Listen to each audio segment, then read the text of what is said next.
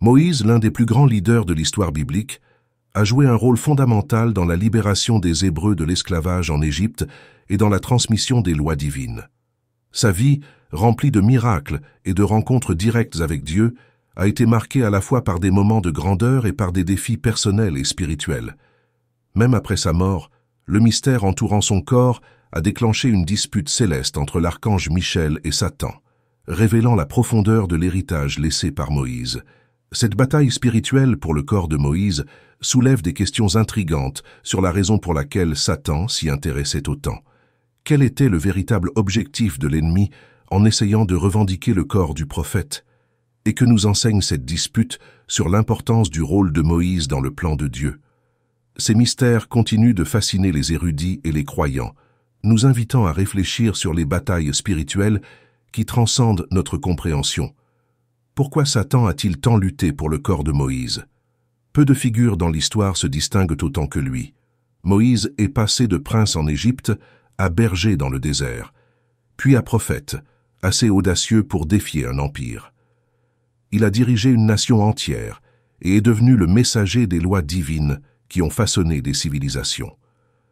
L'histoire de sa vie est marquée par des miracles et des mystères. Dès le début, sa vie fut une lutte pour la survie. Né à une époque de persécution, il fut sauvé des eaux du Nil alors que tout semblait perdu. Élevé dans le palais du Pharaon, Moïse était destiné à quelque chose de plus grand. Dieu lui-même l'a choisi pour libérer son peuple de l'esclavage en Égypte. Cet homme simple, qui avait un jour été prince, allait devenir le leader d'une révolution. La vie de Moïse fut extraordinaire, mais sa mort fut entourée de mystères. À 120 ans, selon le livre du Deutéronome, il avait encore la force d'un jeune homme. Ses yeux n'étaient pas affaiblis et sa vitalité n'avait pas diminué.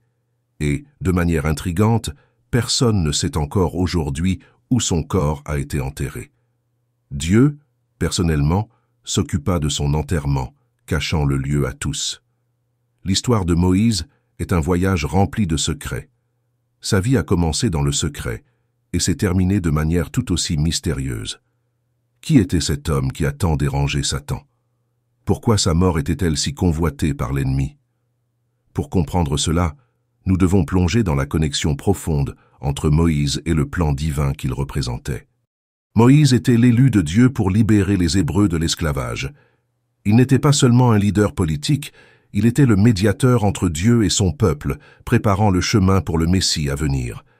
Satan, toujours en quête de détruire les plans divins, voyait en Moïse une menace. En arrêtant Moïse, il croyait pouvoir contrecarrer le dessein plus grand de Dieu. La dispute pour le corps de Moïse est un reflet de cette lutte cosmique entre le bien et le mal. Même après sa mort, Moïse était encore suffisamment important pour que Satan veuille interférer. Mais Dieu, dans sa sagesse infinie, prit des mesures pour garantir que l'héritage de Moïse reste intact. Il ne fut pas permis à l'ennemi de triompher de lui. Ce qui rend cette histoire encore plus impressionnante, c'est le fait que, même étant le leader qui a guidé le peuple vers la terre promise, Moïse n'a pas été autorisé à y entrer. Sa désobéissance à Mériba, lorsqu'il frappa le rocher au lieu de lui parler comme Dieu l'avait ordonné, eut des conséquences.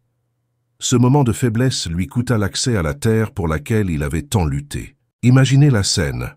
Moïse, sous la pression d'un peuple mécontent, perd patience. Il lève son bâton et frappe le rocher 2 fois. L'eau jaillit, le peuple se réjouit, mais Moïse savait que quelque chose n'allait pas. Dieu, dans sa justice, expliqua qu'à cause de son manque de foi à ce moment crucial, il n'entrerait pas dans la terre promise avec son peuple. Dans les plaines de Moab, Moïse gravit le mont Nebo. De là, Dieu lui montra toute l'étendue de la terre promise.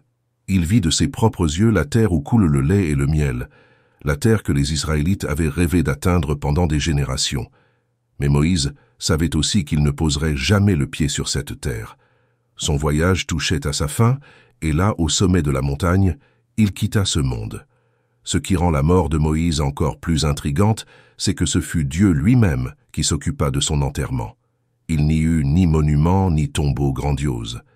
Personne ne sait où il fut enterré, et cela reste l'une des grandes questions sans réponse de la Bible. Dieu, dans sa sagesse, décida de garder le lieu secret, loin des regards humains.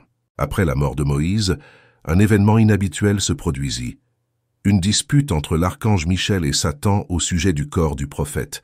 Cela est mentionné dans l'épître de Jude, où l'on voit que même le puissant Michel, en affrontant Satan, ne le maudit pas. Au lieu de cela, il dit « Que le Seigneur te réprimande ».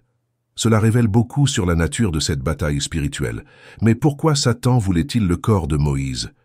Une interprétation possible est qu'il souhaitait le profaner, déshonorant ainsi l'héritage de l'un des plus grands leaders de Dieu. Transformer le corps de Moïse en un objet d'idolâtrie aurait pu détourner le peuple de la véritable adoration de Dieu. Cela aurait été une victoire symbolique pour Satan. L'archange Michel, fidèle à la mission divine, défendit le corps de Moïse. Il ne recourut ni au combat, ni aux malédictions. Il se contenta de réaffirmer l'autorité de Dieu. Par cette attitude, il montra que, même dans les disputes spirituelles les plus intenses, la souveraineté de Dieu prévaut toujours. Le corps de Moïse était entre les mains du Seigneur, tout comme toute chose. La vie de Moïse fut marquée par une foi inébranlable. Il fit confiance à Dieu pour ouvrir la mer Rouge, pour nourrir le peuple dans le désert et pour les guider pendant des décennies. Même dans les moments les plus difficiles, Moïse resta ferme. Pourtant, comme tout être humain, il eut ses faiblesses. Sa désobéissance à Mériba en fut un exemple. Malgré ses erreurs, Moïse entretenait une relation unique avec Dieu. La Bible décrit comment Dieu lui parlait face à face comme à un ami. Peu de personnes ont eu une relation aussi intime avec le Créateur. Moïse était l'intercesseur du peuple, le médiateur qui se tenait entre Dieu et les Israélites. Son dévouement à Dieu et au peuple était inégalé. Lorsque les Israélites péchèrent, Moïse intercéda en leur faveur. L'un des exemples les plus impressionnants fut après l'épisode du veau d'or. Moïse implora Dieu, « Maintenant pardonne-leur leurs péchés, mais sinon, efface mon nom de ton livre. » Cette attitude montra à quel point il se souciait du destin du peuple. L'apparition de Moïse aux côtés d'Élie et de Jésus lors de la transfiguration suggère qu'il fut emmené au ciel, dans une anticipation de la résurrection. Satan, en tentant de revendiquer le corps de Moïse, cherchait peut-être à empêcher ce puissant témoignage de la victoire de Dieu sur la mort. Il savait que Moïse représentait la loi, et son corps aurait été un trophée précieux. En cherchant à revendiquer le corps de Moïse, Satan visait plus qu'un simple cadavre. Il voulait attaquer le plan divin. Moïse, en tant que médiateur de la loi, jouait un rôle central dans l'histoire de la rédemption. Si Satan avait pu revendiquer une victoire sur lui, il aurait peut-être pu dévier le cours des événements menant à la venue du Messie. Cependant, la grâce de Dieu est plus grande que tout plan maléfique. La vie et la mort de Moïse nous montrent que, quelles que soient nos erreurs, le plan de Dieu ne peut être contrecarré. Le leadership de Moïse, sa foi et même la dispute pour son corps sont de puissants rappels que nous sommes toujours entre les mains du Créateur. Le leadership de Moïse était caractérisé par l'humilité et l'obéissance. Il fit confiance à Dieu pour guider le peuple, même lorsqu'il se sentait inadéquat. Sa foi était si profonde que lorsque Dieu l'appela à affronter le Pharaon, il hésita, doutant de ses propres capacités. Mais malgré cela, il suivit l'appel divin. Satan, toujours en opposition au plan de Dieu, voyait en Moïse une opportunité de semer le chaos. La dispute pour le corps de Moïse est plus qu'une simple lutte pour un cadavre. Elle reflète la bataille éternelle entre le bien et le mal, et la lutte constante pour empêcher la réalisation des desseins de Dieu sur terre. Enfin, la foi de Moïse nous enseigne que, même face aux plus grandes adversités, nous devons faire confiance à Dieu. Il a combattu des batailles spirituelles et physiques, mais est resté ferme dans sa mission. La dispute pour son corps, tout comme sa vie, nous rappelle qu'il existe des forces invisibles à l'œuvre et que nous devons rester vigilants dans la foi. L'histoire de Moïse nous enseigne que même face aux plus grandes batailles, qu'elles soient visibles ou spirituelles, le dessein de Dieu prévaut toujours. Moïse a vécu des moments d'incertitude, a affronté des géants spirituels et a dû faire face à ses propres défis personnels. Pourtant, il nous a montré que lorsque nous marchons par la foi, en faisant confiance au plan divin, aucun obstacle ne peut nous éloigner de la volonté de Dieu. Tout comme Moïse, chacun de nous affronte des luttes sur notre chemin. Mais souviens-toi, Dieu est aux commandes, et même dans les situations les plus difficiles, il travaille pour notre bien. Peu importe les circonstances, le Seigneur a un dessein spécial pour ta vie. Si ce message a touché ton cœur, laisse un commentaire ci-dessous, partage ton expérience et laisse un like.